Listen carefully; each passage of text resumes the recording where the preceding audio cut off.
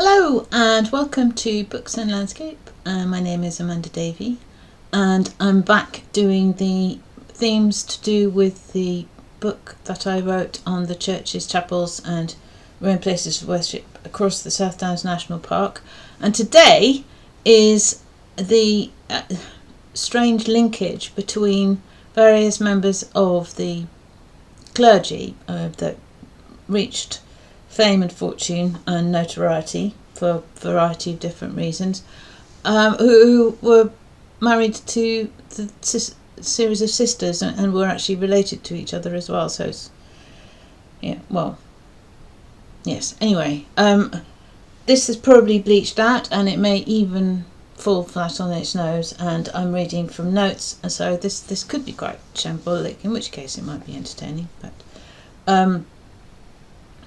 so it's Henry Edward Manning, Samuel Wilberforce, and their links to the Reverend John Sargent, who became their father-in-law. But I'm not too sure who married before he died. Anyway, it's an interesting tale that unravelled as I worked on the book. It wasn't one that I knew anything about beforehand, and I don't think I even knew that Cardinal Manning had anything to do with Sussex. So there you go. So in Easton, in Hampshire, the rector there, at the time of the tithe map, so that's in the 1830s, 1840s, was the Reverend George Dudley Ryder, who became a Catholic convert as a protege of Cardinal Newman. He is the least known of four brothers-in-law connected to many of the South Downs churches. The others were the Reverend Samuel Wilberforce, Darwin's Soapy Sam, who objected to the origin of species and eventually became Bishop of Winchester, Reverend Henry Edward Manning, who later became Cardinal Manning, and Henry Wilberforce, brother of Samuel, both sons of William Wilberforce, the anti-slavery campaigner. Mary Sargent, the mother of all of the wives, was William Wilberforce's cousin. I say in the book first cousin, but actually first cousin once removed, because she was the next generation down.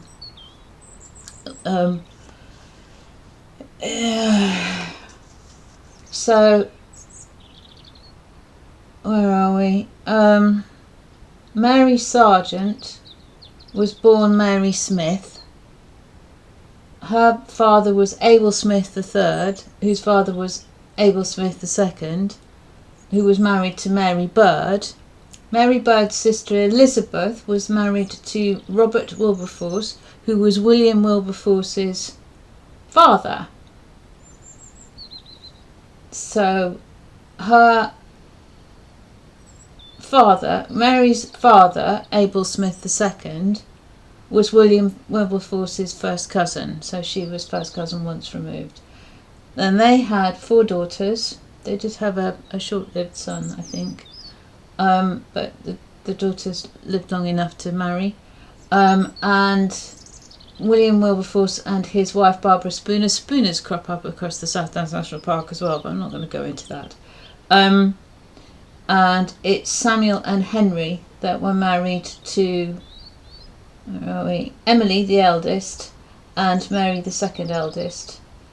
And then Henry Edward Manning was married to Caroline, the youngest, and Reverend Ryder of Easton, back to Easton, was married to Sophia, the third daughter.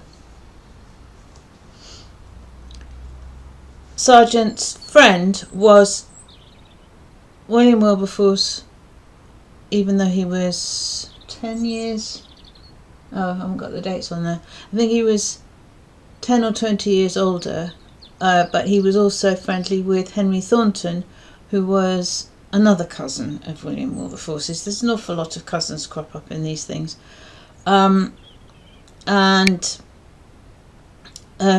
my great-grandparents met as footman and cook to Henry Thornton's son, Henry Thornton, in Clapham. So I've always been rather proud of that one. Anti-slavery connections. Anyway, back onto the tale under question. Graffham. Henry Manning was the rector of Graffham, Woolavington, which is now East Lavington or Seaford College, after having been the curate to Reverend Sargent for a few months until his death in 1833. He then married Caroline soon afterwards, but sadly she died in 1837, and that was a loss that he never fully recovered from. By 1851 he converted to Roman Catholicism and then became Cardinal Newman's successor as Archbishop of Westminster, and then was made Cardinal in 1875, so it took a while. Samuel Wilberforce married Emily, the eldest daughter, who inherited land from her mother. Well, she didn't, he did, because she had sadly died. There was a lot of tuberculosis in that family. It was only Mary, who was married to Henry, who lived to a decent age. And Granny lived a good number.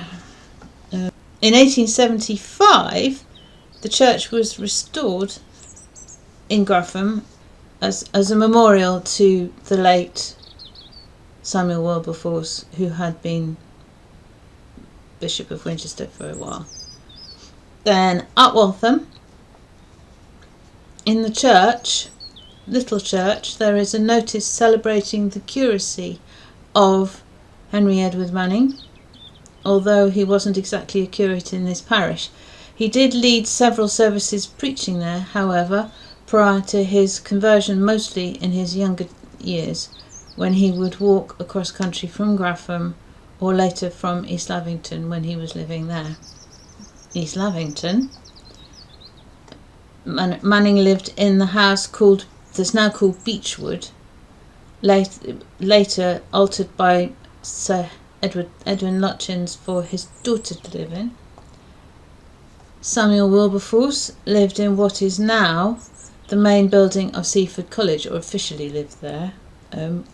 Quite who lived there when, it's not really clear, because the census doesn't have him anywhere near it, and he of course was variously bishop of various places, and eventually I think he was Bishop of Oxford, and then became Bishop of Winchester, and he had bishops' palaces wherever he went. But he did love the downs around Seaford, and considered Lavington Park to be his home, so presumably country cottage, and that the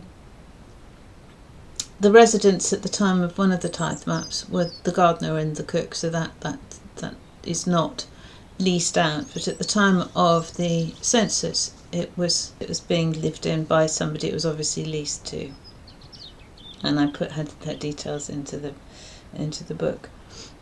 Samuel Wilberforce had inherited Lavington Park from his wife's grandmother. Samuel Wilberforce and the Sargents are all buried in the churchyard. Henry Manning, of course, having become Cardinal and been Archbishop of Westminster, is buried in Westminster Abbey. Other family members also converted to Roman Catholicism after the links with the Oxford movement, and there was quite a hoo-ha in 1850-1851 with a Gorham judgment all about what you should do if you're a cleric and dealing with baptism, and I never really did get my head around that one, but it caused a massive great flounce of a lot of Church of England clergymen who rapidly converted to Rome because they didn't like what had happened in the Gorham judgment. They didn't like the involvement or the over-involvement. In West Lavington, this is an odd one. The Reverend Charles John La Primaudet descended from Huguenots, but also Manning's curate at East Lavington. it paid for the new church in 1850, but then I don't understand a Huguenot doing this, but anyway, he got in a tangle about the Gorham judgment and converted to Roman Catholicism in 1850, at the same time as most of Manning's family, and Manning himself in 1851. I asked the Huguenot Society if this was the sort of thing that they would expect, and they said they were quite surprised because the Huguenots had fled France to avoid having to be Catholics. So there's something very charismatic about Henry Edward Manning, presumably. Don't know. Anyway, then in Burton, Duncton, Burton Park, Duncton, Roman Catholic Church was founded in 1866 and was consecrated by the then Archbishop of Westminster, Henry Manning. He succeeded Newman as Cardinal in 1875, in spite of the fact that there'd been a bit of a gap. It took time for Rome to actually agree to do so, basically. At Hinton Ampner, at Hinton Ampner, Bishop Wilberforce was supposed to have visited the owner there, but actually it was being lived in by the widow of his wife's cousin, the Honorary Mrs. Honora Legg, and she was mother of the rector of Mid and East Lavington. At Bishop's Waltham, the rector took against the Archdeacon Robert Isaac Wilberforce, who was another of the brothers of Henry. He was not the eldest brother, but the one above them of Soapy Sam and of Henry. And then at Stansted Park, Samuel Wilberforce was educated by the tutor for the Reverend Lewis Way's son, alongside 6 other boys, and rumour has it that he also gave his first sermon in the chapel. So it's quite an interesting, surprising mixture of family connections and highfalutin people. So whether it counts as nepotism or just genetically an interesting bunch of people, it's always the question, isn't it? Is nepotism because you have advantage, or is it the advantage is because you're good at what you do? Charismatic. How to get a Huguenot to convert to Catholicism? That is interesting. So anyway, thank you very much for watching, and wishing you a very good rest of the day and happy August. So much of the year. Right, anyway, keep safe and things. Thank you.